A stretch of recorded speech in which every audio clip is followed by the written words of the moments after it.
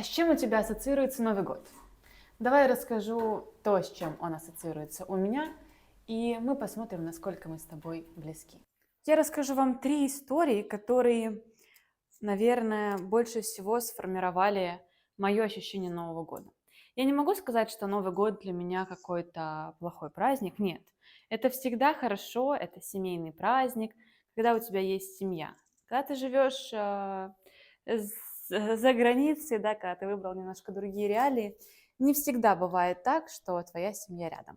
Мне везло, и последние 2 года ко мне приезжала семья, но в этом году я останусь одна, в связи с чем у меня возникли такие, собственно, мысли поделиться с вами какими-то своими ощущениями касательно Нового года. Первая история, которая в памяти сидит у меня по какой-то непонятной для меня причине, это история, связанная с салютами. Когда мне было лет 5-6, я еще жила в Астрахани, всегда на Новый год в Астрахани, ну, как я думаю, в любом другом городе, все люди шли на мосты, и с моста можно было увидеть красивый салют. И каждый год, когда мы собирались пойти на мост, чтобы увидеть этот прекрасный салют, мне было лет 5-6, и я испытывала дичайший страх от того, что мы пойдем на этот мост, начнут все бабахать, начнутся появление толпы, вот это вот все. И я помню, как я маленькая, я подходила к этому мосту, мы с бабушкой шли за ручку вот так вот, мы подходили к мосту, и такая, нет, и я убегала сразу в другую комнату, потому что ну, мне было реально страшно. Я не знаю, что меня так пугало в этом салюте. Как бы, ну, просто, возможно, громкие звуки меня пугали.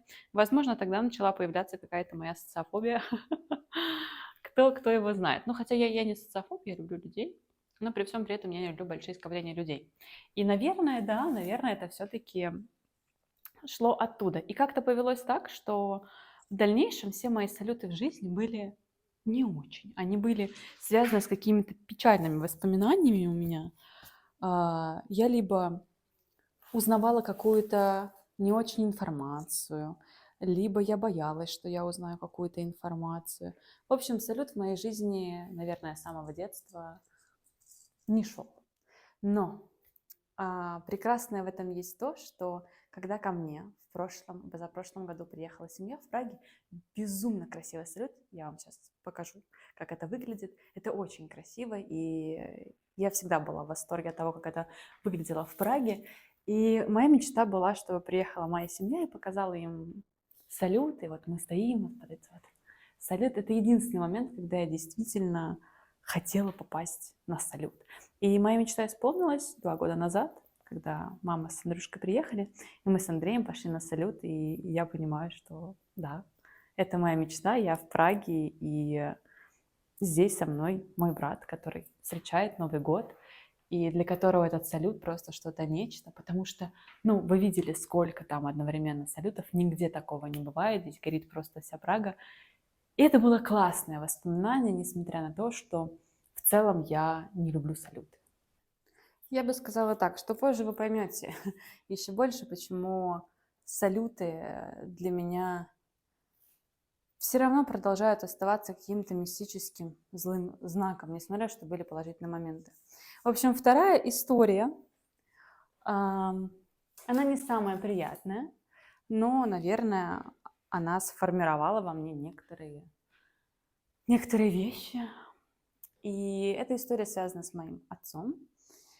Каждый Новый год, когда я была маленькая, я всегда мечтала о том, чтобы я встретила Новый год с папой.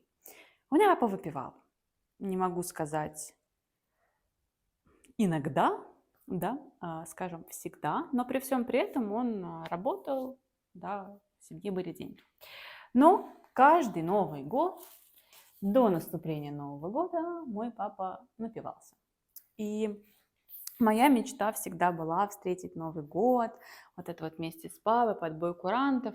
И воспоминание, которое у меня осталось, это то воспоминание, где я маленькая, сижу у папы на руках, у меня вот здесь кольца, я такая типа с кольцами, блин, если ну фотку я покажу. Типа у меня вот так вот кольца, папа улыбается, но суть в том, что Он уснул до Нового года, потому что он напился. Он проснулся на Новый год, сделал со мной эту фотку и пошел дальше спать. И мне было так грустно, потому что дальше мы продолжили с мамой сидеть, отмечать Новый год. Ой, я вспомнила еще одну грустную историю. Отмечать Новый год, но уже без папы. К сожалению, я вспомнила еще одну историю, поэтому я вам ее быстро расскажу. Когда моя мама с папой решили, что им пора разводиться, получилось так, что я с мамой жила у бабушки, а мой папа жил в другом месте. И вот наступает очередной Новый год, когда мы с мамой, и приходит папа. Приходит, чтобы поздравить с Новым годом. Он дарит мне открытку, которую, открывая, там такой, знаете, типа снеговичок, который дарит подарочек. И он подарил мне такие висючки, их обычно вешают около двери. Когда так проходишь, они такие бла-бла-бла-бла-бла, типа звучат. И дождик, я не знаю, как он правильно называется. И вот наверху было написано «Любимой принцессе от папы». И я помню, в тот Новый год я очень хотела, чтобы папа остался со мной. И с мамой в том числе. Я была маленькая, мне было лет 6-7. И я подбежала к папе и говорю: папа, ты останешься с нами на Новый год? Он такой: нет. Я говорю: ну, пожалуйста, оставайся. Я, мама, будем типа все вместе. Он такой: нет, к сожалению, нет. И весь остаток Нового года я просидела, плакая у двери входной. Вот. Поэтому в тот Новый год я тоже провела в слезах. И как бы не скажу, что эта тенденция сохраняется по сей день. Последние 2 года у меня были действительно хорошие праздники. Но, убег. Но, к сожалению, детский Новый год я помню только 3 плохие истории.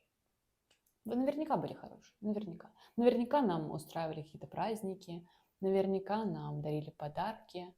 Но, видимо, моя психика запомнила только эти моменты. Видимо, это те детские травмы, которые я до сих пор не проработала. И, говоря о третьей истории, она на меня повлияла больше во взрослой жизни. И да, это видео, скорее всего, увидит этот человек, с которым связана эта история. Я не буду называть имен, потому что в этом нет никакого смысла. Это были мои ожидания, это была моя реакция, это были мои, так сказать, какие-то, возможно, надежды. Не суть. Суть была в том, что в тот Новый год я испытывала чувство влюбленности.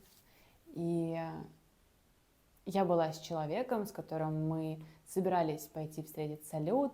Салют должен был быть великолепным. Это должен был быть первый мой салют в Праге, которого я никогда до этого не видела. И мы готовили салаты, мы все вот это делали.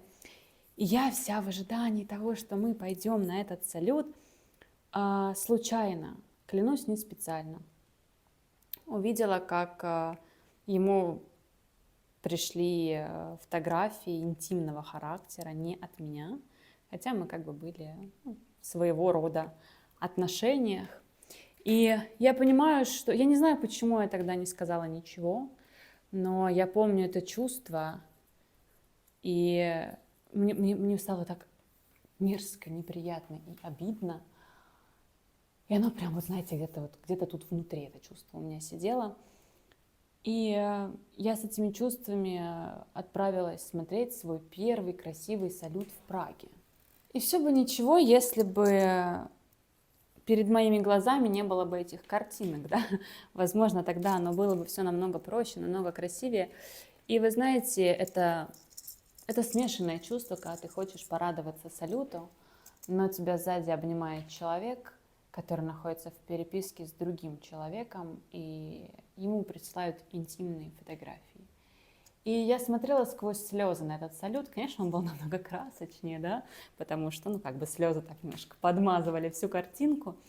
Но опять суть в том, что это опять Новый год, и это очередные слезы. И, возможно, мне нужно было в тот Новый год сказать: да пошло ну все нахер, да, идите вы все в жопу, я не приемлю такого отношения, но, видимо, не все в этой жизни так просто. В любом случае, Я не хочу говорить, что Новый год — это плохой праздник. Новый год — это хороший праздник. Это тот праздник, где вы можете, правда, загадывать какие-то желания, которые, скорее всего, сбудутся. Это тот праздник, где вы должны окружать себя людьми, которыми вы хотите себя окружать. И если в этот Новый год случилось так, что вокруг вас нет людей, с которыми вы хотели бы встретить Новый год, встретьте его с самим собой. Ведь нет никого ближе и дороже в этой жизни, чем вы сами для себя. Пишите свои комментарии, свои истории, я буду рада их прочитать. И увидимся в следующем